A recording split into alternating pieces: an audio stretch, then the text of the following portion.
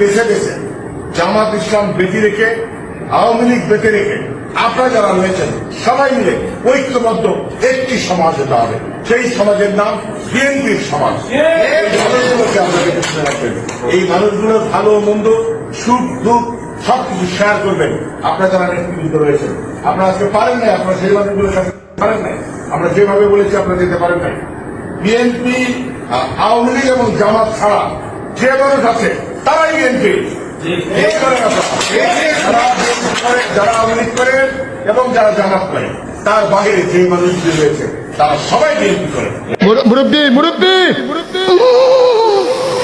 আমি জানি না এই মালদাকে, কিন্তু উই কি পলিটিক্স করিচ্ছে নাকি জঙ্গলের টেরিটরি ডিফাইন করিচ্ছে। এবার ভাই এদিকে আসেন, মিচ্ছেন এদিকে আসেন। মেলা ডরাইছি ভাই, আমাক জামাতের লোকেরা এটা পাঠাইছে, আমাকে কইছে এটা যেন বিচার করে দেই। আসেন বড় ভাই, কানে কানে কথা আছে, আপনার মনের আশা পূর্ণ হবে, আপনার টেরিটরি থাকবে, জামাত থাকবে না। হ্যাঁ আমি কথা দিলাম, জামাতও মেনে নেবে। জঙ্গলে পশুরা টেরিটরি ডিফাইন করে দেয় যে এটা আমার এলাকা, ওই এলাকায় আর কেউ থাকবে না। তো বড় ভাই আপনি তো জঙ্গলের নিয়ম চাইতেছেন, তো বহুত খুব তাইসই, আপনার কথা মতোই আমরা চলবো। জঙ্গলে কিভাবে টেরিটরি ডিফাইন করে জানেন? হ্যাঁ জানেন না? এটারে কয় টেরিটোরিয়াল পিসিং। পিসিং পিসিং মানে হিসি করা আর কি, মানে এলাকা ঠিক করার জন্য মতা। এই কাজটা করে কুত্তায়, অন্য প্রাণীও করে, বাঘেও করে, কিন্তু কুত্তারটা আমরা দেখেছি। আপনি দেখবেন যে খুঁটি বেড়া উঁচু জায়গায় কুত্তা আগে শুকে তারপরে সেটা মুতে। ওই মোতাটা হচ্ছে টেরিটরি মার্ক করা। ওই যে শুকে আগে সেটা হচ্ছে নিশ্চিত হয়ে নেয় যে আগে কেউ এই টেরিটরি মার্ক করেছে কিনা, এই টেরিটরি মালিক আর কেউ কিনা। যদি কেউ না করে থাকে তখনই মুইতে দেয়, বুঝছাও? তো জামাতের ভাইরা শুনেন, উনি যেহেতু জঙ্গলের নিয়মই চাচ্ছেন আর কেউ থাকবে না, ওনার টেরিটরি ওনার এলাকা মার্ক করে নিক, লুঙ্গি উৎসাহে মুতে দিবে এলাকার চারিদিকে, আগে এনে শুকে নিবে কুত্তার মতো, তারপরে লুঙ্গি তুলবে আর মুতবে, লুঙ্গি তুলবে আর মুতবে।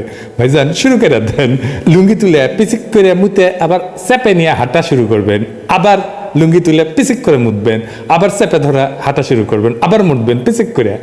আমি জামাতে কয়ে দেব, ওনারা মেনে নেবে, কেস সেটেল, সবাই খুশি, মাশাআল্লাহ। এইবার আসেন প্রফেসর ইউনূসরে বলি। স্যার এই ছবিটা দেখেন, আমরা দেখেছি রাষ্ট্র ক্ষমতার আপনি নির্বাহী প্রধান, কাগরের সঙ্গে দাঁড়ায় আছেন, জানেন ওগরে চেনেন না? এগুলো হইতেছে 2013 সালে ভারতের স্বরাষ্ট্র সচিব সুজাতা সিংয়ের আন্ডা বাচ্চা। ভারত শুধু হাসিনার এই ক্ষমতায় বসায় নাই, চুপ থাকে নাই, সেই সাথে কথিত বিরোধী দল কে বসবে সেটাও ঠিক করে দিয়ে গেছিল। সেটা হইতেছে জাতীয় পার্টি। আপনি এই জাতীয় পার্টির জাউরাগরের সাথে বসেছেন।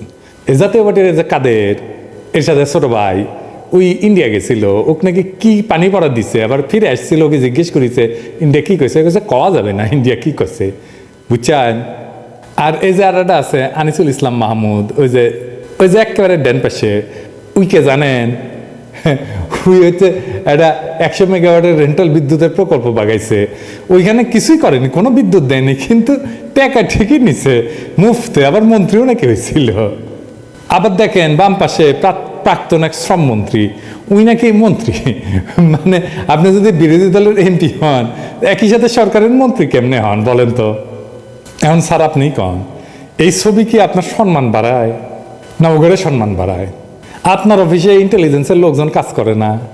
করে তো। আপনার সাথে যে দেখা করবে তার একটা সিকিউরিটি ক্লিয়ারেন্স, ইন্টেলিজেন্স ক্লিয়ারেন্স দেয় না? উনি কি করে বসে থেকে অফিসারেরা লেজ মলে? আপনার সাথে যারা দেখা করতে আসবে তাদের একটা সিকিউরিটি ইন্টেলিজেন্স ক্লিয়ারেন্স থাকবার লাগবে। তার ব্যাকগ্রাউন্ড চেক করে, ওদের কিছু বলতে হবে না দেখা করবেন কি করবেন না, ব্যাকগ্রাউন্ড চেক করে আপনার কাছে রিপোর্ট দেবে, একটা ছোট্ট রিপোর্ট, যে এই কে, এই কি করিছে। আপনি তো পলিটিক্সের লোক না, আপনি তো জানেন না সব কিছু, আপনার কাছেও দিতে হবে না, আপনার সচিবকে দিলেই হবে। যারা হাসিনার ফ্যাসিবাদের দোসর এবং সুবিধাভোগী ছিল এদেরকে আপনি দেখা দেবেন না। এটা নো গো এরিয়া স্যার, এটা আপনার নীতি। আপনি দরকার হলে কয়া দেন, আপনার সব স্টাফদেরকে জানায় দেন।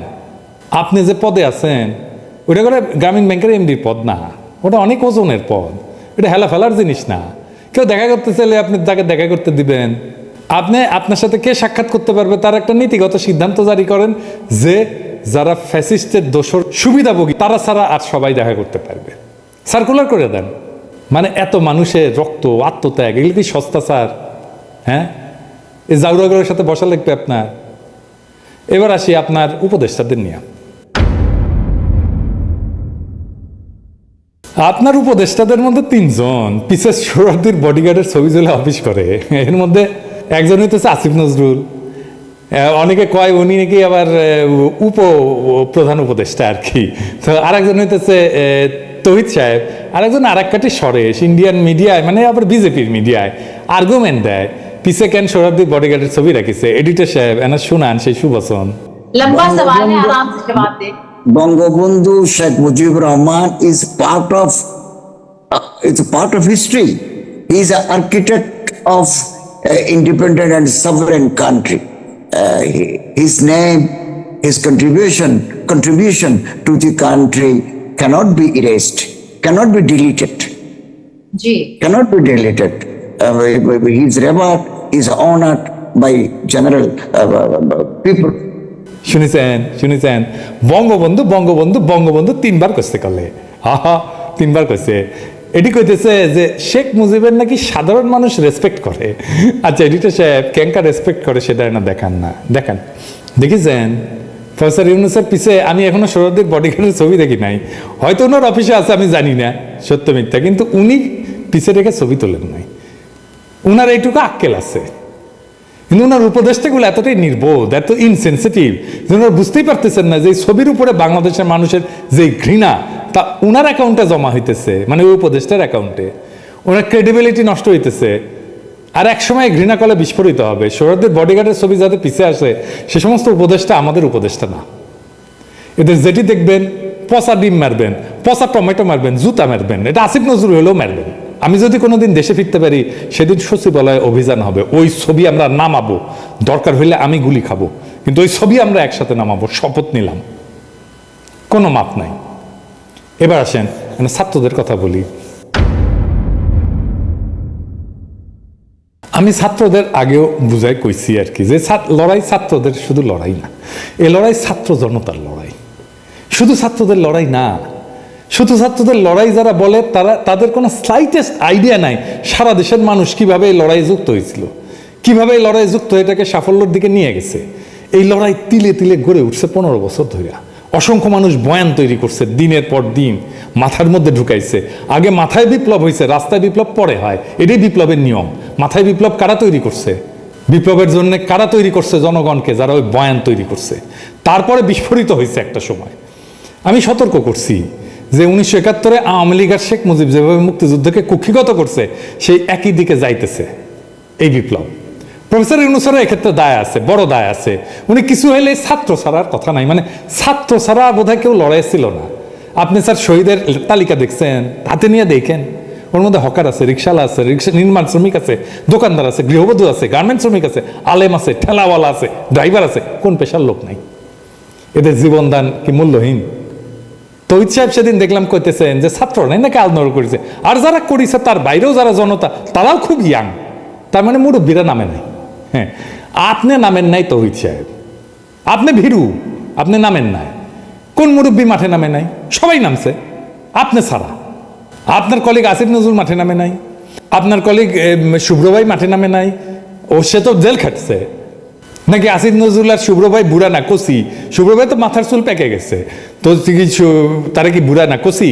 হ্যাঁ, জনতার অবদানকে অবমূল্যায়ন করবেন না। প্রফেসর ইউনূস আপনিও রাজনীতি করেন নাই, তৌহিদ সাহেব আপনিও করেন নাই, তাই কি মিস্টেক করতেছেন এটা বুঝতে পারতেছেন না। আমি কয়া দিই কি ভুল করতেছেন। জনতাকে সবসময় সাথে রাখতে হয়। 7ই নভেম্বর সিপাহীরা বিপ্লব করছিল, কিন্তু ওরা বলছিল যেহেতু জনতা তার সাথে এসে লড়াই করছে, জনতা যেহেতু তার সাথে এসে দাঁড়াইছে, সেই জন্য তারা বলছে এটা সিপাহী জনতার বিপ্লব। সবসময় জনতাকে পাশে রাখতে হয়। এই দেখেন সার্কুলার, ছাত্র নেতারা জেলা উপজেলা সফরে যাবে, নিরাপত্তা দেবে পুলিশ। তাই জেলা প্রশাসককে নির্দেশ দেওয়া হয়েছে নিরাপত্তা দিতে। বিপ্লব করছে যে ছাত্ররা, বিপ্লব বিজয়ের 1 মাসের মধ্যে সেই নেতাদের পুলিশ প্রোটেকশন লাগে। হ্যাঁ, জনতা থেকে এত বিচ্ছিন্ন হয়ে গেছেন। আরো প্রমাণ দেখাচ্ছি, বিপ্লবের নেতারা জেলা উপজেলায় গেলে জনবিস্ফোরণ হবে, সেটা হওয়া উচিত তো, তাই না? এটা তো বিপ্লব হয়েছে, ওইখানের নেতারা প্রোটেকশনের ব্যবস্থা করবে। এটা যারা অর্গানাইজ পলিটিক্স করে এসে তারা জানে কিভাবে এটা করতে হয়, এই ট্রেনিং তাদের থাকে। আর একটা কথা না বললেই না, এই চট্টগ্রামের সমাবেশ, মহাসমাবেশ, এটি খুব ভালো সমাবেশ হয়েছে, মাঠের পিছের লোক নাই, দেখেন তো এডিটর সাহেব মাঠের পিছের দেখেন তো ফাঁকা, আমার মাথার চুল যেরকম ফাঁকা হয়ে যাচ্ছে, বয়স বাড়িচ্ছে, সিংকা বিপ্লবেরও বয়স বাড়িচ্ছে, আর লোক সরে যাচ্ছে আপনাদের পাশে থেকে। এটা কেন হইলো এবার বুঝতে পারছেন? জনতাকে দূরে সরাই দিচ্ছেন, ওখানে জনতা নাই। আর একটা ভিডিও দেখাই, কোথায়কার জানি না, দেখেন নেত্য হইতেছে, এটা অবশ্য বৈপ্লবিক নেত্য, কেউ ডিস্টার্ব দেন না। হ্যাঁ, বিপ্লবের ইতিহাস পড়া দেখেন, বিপ্লবের নেতারা কেমন করে চলে, কি করছে, কেমন করে বিপ্লবকে সংহত করছে, এই জিনিসগুলো একটু পড়ে টড়ে দেখেন না, দেখলে তো অসুবিধা নেই, তাই না? আমাদের কথা তো আর শুনবেন না, আমরা তো কেউ না। হ্যাঁ, তো নিজেরাই পড়ে নিয়েন। হ্যাঁ, না হইলে এরকম পিছে থেকে লোক সরা শুরু করবে আর কি। হ্যাঁ, কিন্তু লোক সেটা কোথাও না কোথাও যাবে। হ্যাঁ, কোথায় যাবে সেটা আর আমরা কয়ে দিতেছি না। আমি এপিসোডগুলোর শেষে শহীদদের কথা বলি, আহতদের কথা বলি। আজ বলবো একজন আহতের কথা, কিন্তু ভয়াবহ গল্প। আসেন সেই গল্পটা শুনি। প্রফেসর ইউনূস, আপনিও শুনেন। দিনাজপুরে ছাত্র জনতার আন্দোলনে গুলিবিদ্ধ এক দিনমজুরে চিকিৎসা করানোর জন্য নবজাতক সন্তানকে বিক্রি করেছেন তার স্ত্রী। দিনমজুর আব্দুর রশিদ গুলিবিদ্ধ হয়ে দিনাজপুর 250 শয্যা হাসপাতালে ভর্তি হন, কিন্তু হামলা মামলার ভয়ে স্ত্রীকে নিয়ে বাড়ি চলে যান রশিদ। পরে বেশি অসুস্থ হলে আবারও হাসপাতালে ফিরে আসেন। হাসপাতালের চিকিৎসা খরচ মেটানোর জন্য নিজের নবজাতক সন্তানকে তিনি বিক্রি করে দেন। গত 4 আগস্ট ছাত্র জনতার আন্দোলন চলাকালে অন্তঃসত্ত্বা স্ত্রীকে দিনাজপুর 250 শয্যা বিশিষ্ট জেনারেল হাসপাতালে চেক আপের জন্য নিয়ে যান আব্দুর রশিদ। হাসপাতালের বহির্বিভাগের সামনে টিকিট নেওয়ার আগেই আন্দোলনকারীদের লক্ষ্য করে ছোড়া শটগানের গুলি এসে লাগে তার গায়ে। হাসপাতালে প্রাথমিক চিকিৎসার পর স্ত্রীকে নিয়ে ফিরে আসেন শহরের রাজবাড়ি এলাকায়, যে বাড়িটিতে তারা আশ্রিত হিসাবে থাকেন। কিন্তু 8ই আগস্ট আবার অসুস্থ হয়ে পড়েন তলপেটে গুলিবিদ্ধ রশিদ। এদিকে প্রসবের সময় ঘনিয়ে আসায় রোকেয়ার অবস্থা খুব একটা ভালো না। ওই দিন প্রতিবেশীরা তাৎক্ষণিক চাঁদা তুলে রশিদকে Dinajpur M Abdur Rahim medical college হাসপাতালে ভর্তি করান। পরদিন 9 আগস্ট অস্ত্রোপচার হয় তার। একই দিনে ফুটফুটে এক কন্যা সন্তানের জন্ম দেন রোকেয়া। ওই কন্যা সন্তানের মুখ আর দেখা হয়নি রশিদের। তারই চিকিৎসার খরচ জোগাতে মাত্র 72 ঘন্টা বয়সের সন্তানকে বিক্রি করে দিয়েছেন রোকেয়া। নির্মম এই সত্যকেও মেনে নিয়েছেন তারা। তবে সরকারের তরফ থেকে গণ অভ্যুত্থান ঘিরে আহতদের সব ধরনের চিকিৎসা ব্যয় বহন করার কথা বলা হলেও রশিদের ক্ষেত্রে সেটা হয়নি। আব্দুর রশিদ আর রোকেয়ার গল্প হৃদয় বিদারক। যেখানে আহতদের চিকিৎসা নিশ্চিত করার দায়িত্ব সরকার আর তার উপদেষ্টারা নিয়েছেন, সেখানে এমন একটা ঘটনা আমাদের জন্যে হতবুদ্ধিকর। যাদের দায়িত্ব ছিল সমাজের অবহেলিত মানুষের পাশে দাঁড়ানো, তারা কোথায় ছিলেন যখন সন্তানকে বিক্রি করে দিতে হলো? যখন রশিদ হাসপাতালের বিছানায় মৃত্যুর সঙ্গে লড়াই করছিলেন, তখন কেন তারা উদ্যোগ নিলেন না? কেন একটি পরিবারকে তাদের সন্তানের মুখ দেখার আগেই তাকে বিক্রি করে দিতে হলো শুধুমাত্র চিকিৎসার খরচ মেটানোর জন্য? এই প্রশ্নগুলো শুধু আমাদের বিবেককে আঘাত করে না, বরং এসব ব্যর্থতার দায়ভার তুলে দেয় ওই সব অযোগ্য উপদেষ্টাদের ঘাড়ে, যারা ক্ষমতা উপভোগ করতে এসছেন, মানুষের দায়িত্ব নিতে আসেননি।